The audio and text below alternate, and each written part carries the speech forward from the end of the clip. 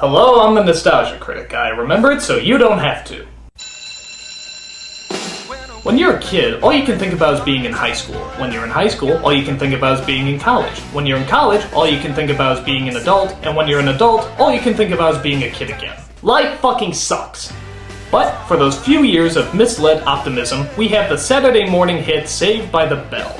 Before Hannah Montana, Lizzie McGuire, or any of those other high school sitcoms, Saved by the Bell was the first to fork out beautiful teenagers with hideous clothes saying horrible lines to an entire crowd of canned laughter. This is one of those shows that captured the essence of the 80s so well that sometimes seem like we've traveled back in time to that cherished decade to relive the fun and wonder that the 1980s had to give us.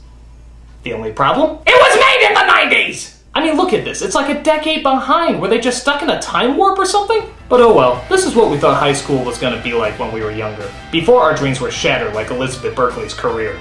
What many of you may not know is that Saved by the Bell was not always called Saved by the Bell. It was originally called Good Morning Miss Bliss, and the focus was not on the students as much as their teacher, Miss Bliss, played by Haley Mills. It ran for about a year on the Disney Channel and had some of the same cast as the original show, but it never caught on, and it was taken off the air after only one season. After that, NBC picked up the show and changed the title to Saved by the Bell, and thus we were given the high school character stereotypes that only unimaginative writing could bring us. For example, you got Zach. You know, the kid always getting into trouble with his harebrained schemes, but always manages to get out of trouble with his irresistible smile. That and a bucket load of hair gel. Seriously, that thing looks alive. Next, you got Slater, the good-looking jock, who's very similar to Zach in almost every way, except for, their names. After that, you got Kelly, the good-looking cheerleader who has those insufferable on-again, off-again relationships with the main character. I know this is high school, but how many times can you break up with a person before they turn into a psycho and start stalking you? 3. Next, you got Screech, the nerdy little geek-a-doofus dork who, judging by his voice, holds the record for the longest time anyone has ever gone through puberty. Well, I thought I was. Do you think he was kidnapped by space creatures? Kelly, hi. Oh, for God's sakes, will your testicles just drop already? After that, you got Lisa, the fashionable, self-centered mall brat who is the object of Screech's affection. You were great in the 100-yard dash. Oh, thanks, but I owe my victory to Screech. You do? Oh yeah, I pretended you were chasing me. Ouch. Finally, you got Jessie, the self-righteous, vegetarian, politically correct, environmental, animal rights feminist in the group. She was the most unpopular character in the show. I can't believe my own boyfriend doesn't even support me. Well, why do we need more oil? I mean, auctioning off dates is just a glorified meat market. That's wrong. That's immoral. That's dishonest. Well, excuse me for living! Now you might be asking yourself, haven't I seen her before, except in something more degrading and publicly humiliating? Yep, this is the exact same woman who starred in Showgirls, one of the biggest cult films to ever horrify audiences. Auctioning off dates is sexist flesh peddling and should be strictly forbidden.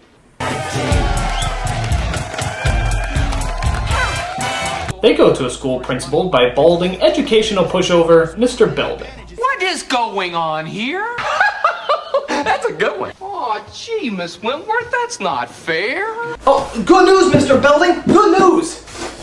Your balls arrived! Is that true?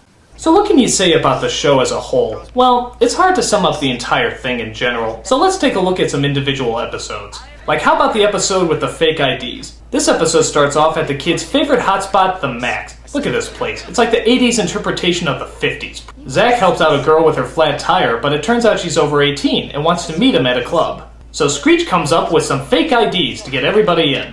Can somebody tell me what's the point of making a fake ID to show that you're 18 when you're so obviously 24? You know, we never did discuss your fee. Well, I really don't know. Oh yes, I forgot to mention. This show has the most obnoxious audience in the entire world. I mean, they go nuts about everything.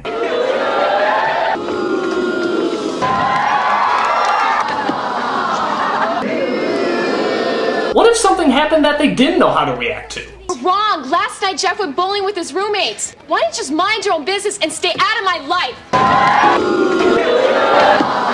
Or how about the episode where Zach has to find his family roots? It turns out Zach finishes a track meeting, having not worked up anything close to a sweat, but forgot he has to research his family tree for a school project. All he can find, though, is a picture of a Native American chief. So, like any high schooler, he bullshits his way through the report. Zach Morris, let's hear from you next. All right, Screechy's going to assist me. Ready, Screech?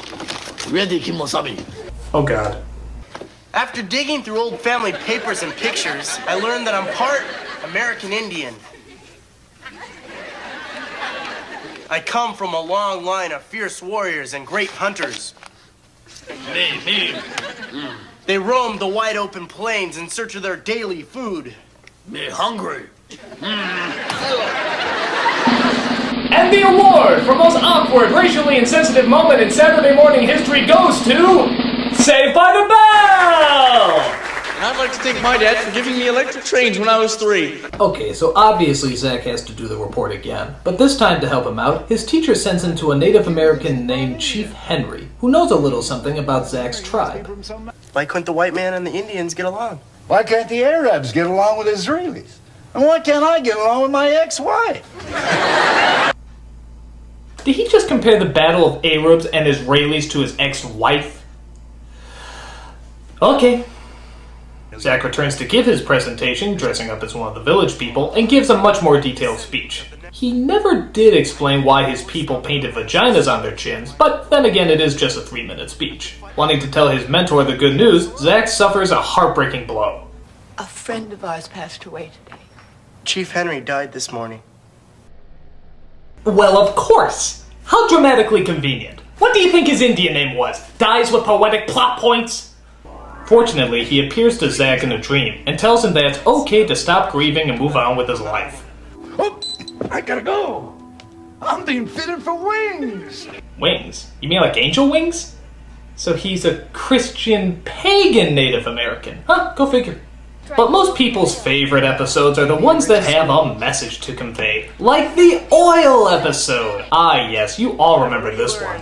This is the one where oil is found under a football field and a rich Texan oil tycoon comes to drill. The kids all somehow dream up the exact same fantasy and imagine what it would be like to be the richest school in the county.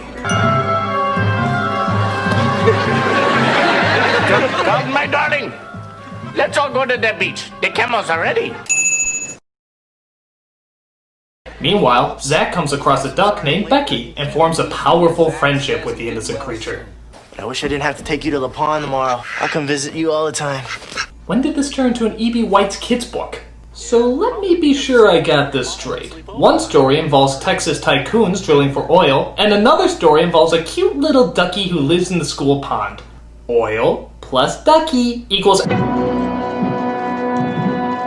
I mean, what could possibly go wrong? After all, we all know that oil is the safest and most non-hazardous of all of God's natural... Oh my god, Becky! Becky, no! She's not moving, Zach. I know she's probably in shock. Just please help us, sir. Yes, Becky must be in shock. Surely she'll pull through, right? Right?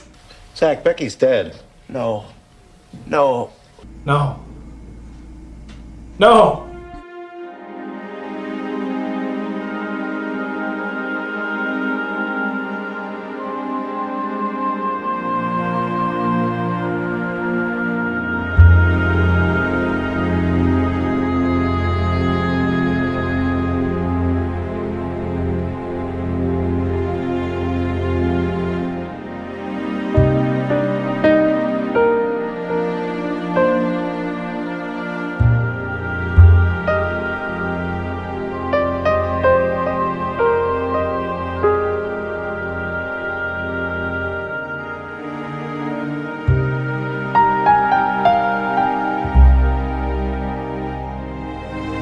Yeah, can't make an omelet without breaking some eggs.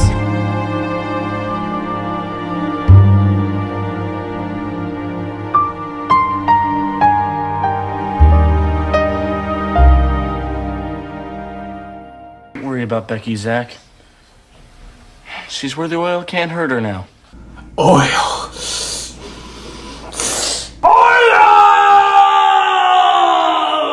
Faster than you can say Texas tea, the gang bonds together to put that evil oil tycoon back in his place. The CalStar and the school board will be partners in building a beautiful new Bayside. It will cost you nothing. Yes, but will it bring back Becky? Will it bring back Becky? That's not true. What do you mean, young man? Yes, you, the lone hero in the back. Where are the oak trees behind the library? Well, I'm afraid we'll have to replace them. No, you mean cut them down and put up an oil derrick. Like this? Oh.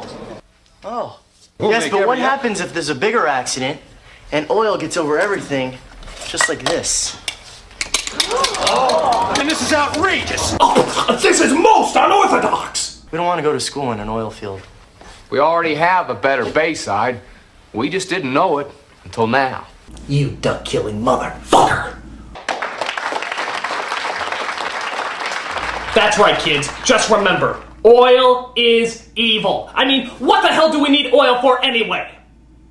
Oh yeah, to run our cars. But there's tons of other natural energy resources to run our cars, like solar, which is practically non-existent. So there's hybrid, which is far too expensive for anyone to afford. But there's electric, which is still in the developing stages. So for the time being, I guess we're stuck with oil.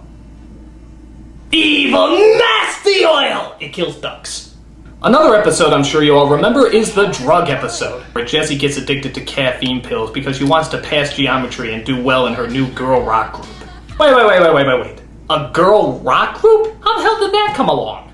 Well, it turns out Zach really thought the three girls had potential, so Screech dresses up as a female Irish janitor and records them singing in the girls' locker room. Finally, something realistic. I remember when I dressed up like a female Irish janitor and recorded things in the girls' locker room. Why don't you just forget I said that? Next time, bring me.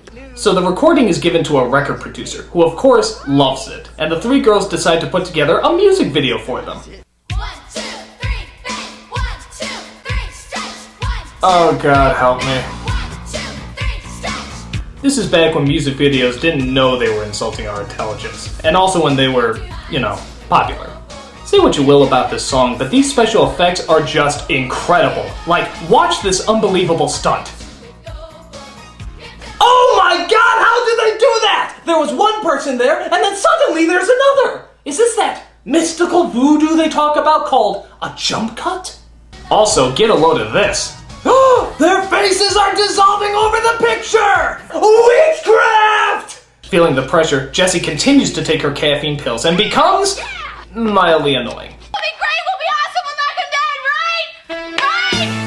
Yeah! Oh yes, I forgot to mention the popular music sting, which is played just before every commercial break. The weird thing is that the music is so bland that you never know if it's positive or negative until you hear the subject matter. Guys, we struck oil. Guys,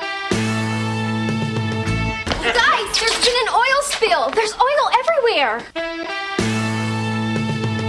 This music's so vague you can put it to anything. Hey everybody, Kelly's top just fell off.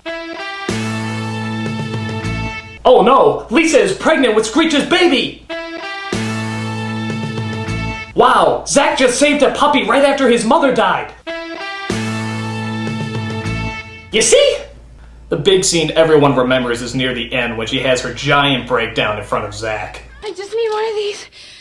Pills? You mean you really are taking drugs? I need them. Jessie, give me those. I need them, Zach! I have to sing! Jessie! I'm so excited! I'm so excited! I'm so scared! Wow. Wow. I had no idea that caffeine pills could turn you into such a horrible actor. Well, I'm getting rid of these babies right now! It's good old-fashioned mescaline for me. Oh. God, that soothes.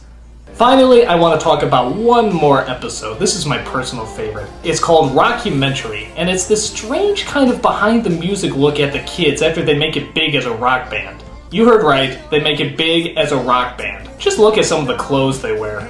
It's like the 80s are trying to die, but someone keeps trying to resuscitate them. Just let the decade die in peace.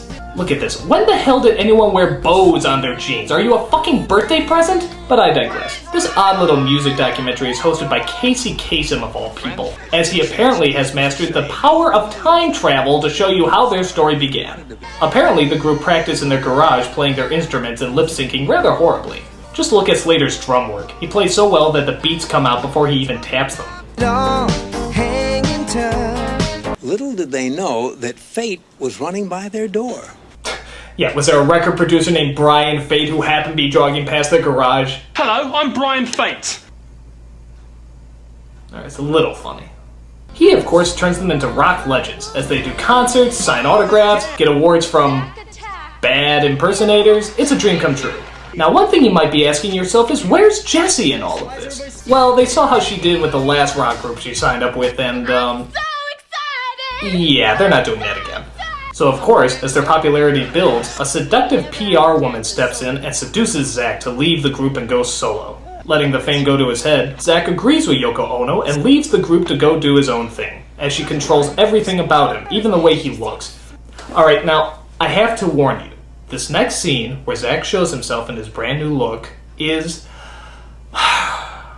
one of the funniest things ever put on television. It will cause laughter beyond your control. Just remember to breathe, inhale, and exhale.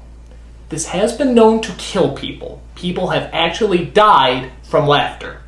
I just want you to keep that in mind before you watch this. Take a deep breath. Alright, let's watch the scene. No problem, they love you. They absolutely love you.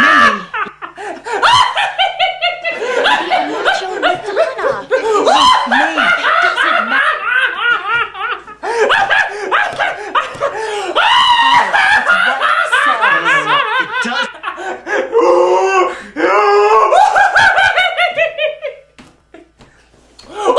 It matter to me. You couldn't even hear a word I said.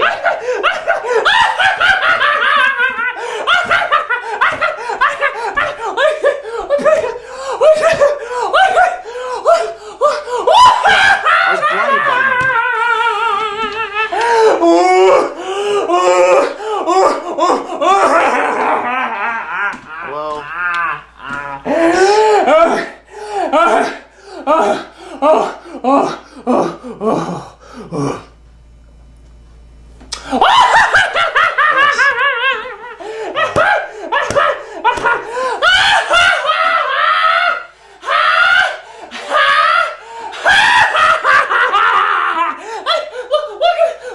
He looks like Vanilla Ice's bitch!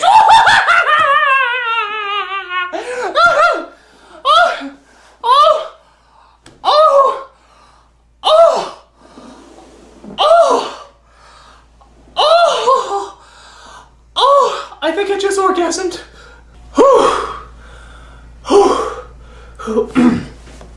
So, if you survive that, Zack eventually gets back together with his group and goes on to make music history.